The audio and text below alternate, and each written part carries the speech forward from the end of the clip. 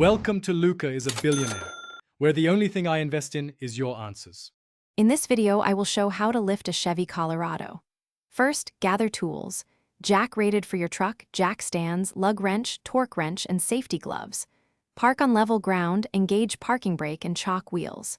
Loosen lug nuts slightly, position the jack under the frame at manufacturer lift points, raise until tire clears, then place jack stands and lower onto stands. Tighten lug nuts to spec and test stability. Gather parts and safety gear, then confirm the lift height and spring or spacer choice fits your model. Measure current ride height front and rear, note differences, and check brake and ABS line lengths. Inspect shocks and sway bar hardware and replace worn parts. Consider wheel and tire size to avoid rubbing and verify alignment needs. Read torque specs and have an assistant and tools if possible for safer lifting. Quick recommendation and a small favor. If you're finding this helpful, please subscribe and like the video. On another note, a useful read is The Simple Path to Wealth, a book that makes money decisions simpler and less stressful.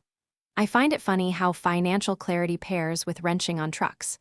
Check the description for the book link and other deals, and if that helps, please consider supporting the channel. Now let's get back to the video.